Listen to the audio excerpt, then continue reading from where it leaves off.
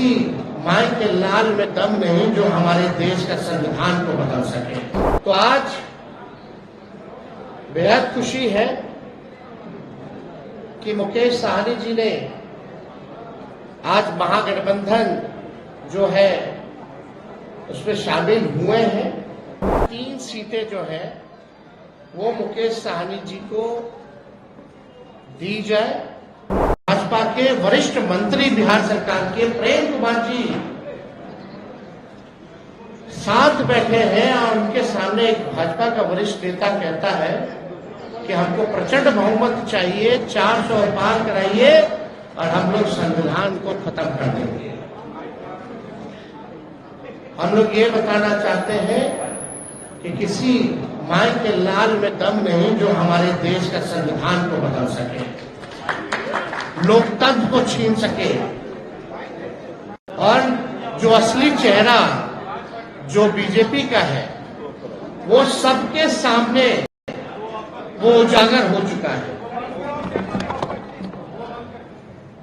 जो असली चेहरा जो है वो उजागर हो चुका है भाजपा का। यानी जो बात हम लोग कहते थे कि संविधान और लोकतंत्र पे खतरा है, आज भाजपा के लोग ही जो है भाषण कर रहे हैं, खुल करके बोल रहे हैं कि संविधान को खत्म करना है।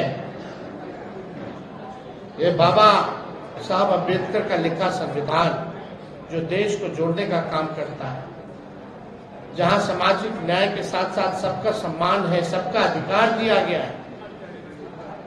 और जब संविधान खत्म हो जाएगा तो लोकतंत्र खत्म होगा, तो लोकतंत्र खत्म होगा तो वोटिंग खत्म हो जाएगी। जो आप वोट करना चाहते हैं, आज चुनते हैं सरकार को, इनका असली एजेंडा है कि उस हिसाब से खत्म हो जाए और एक तानाशाही पूरे देश में जो है वो लागू हो जाए।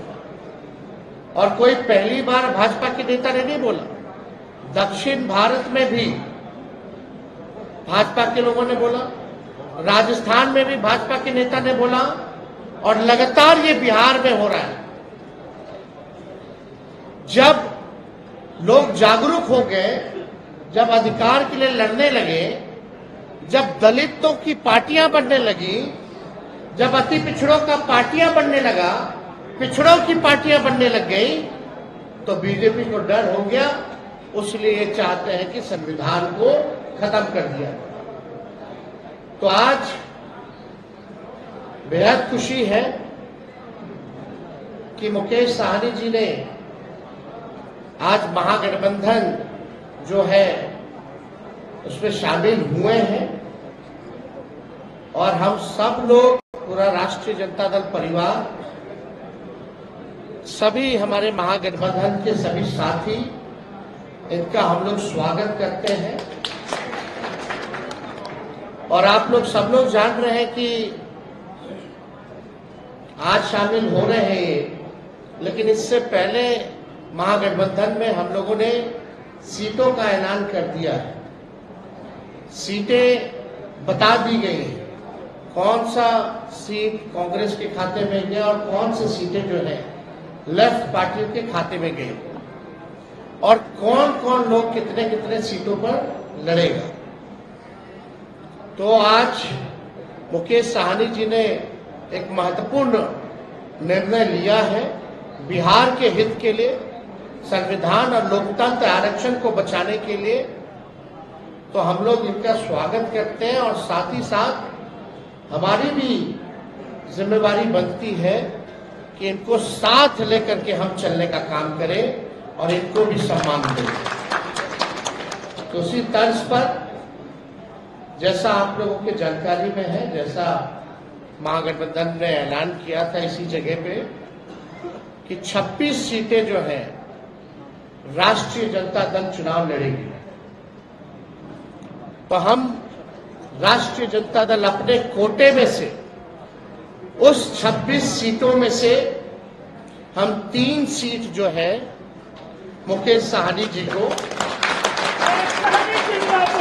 हमारे पार्टी का निर्णय हुआ है, पार्टी का निर्णय हुआ कि 3 सीटें जो है वो मुकेश सहनी जी को दी जाए।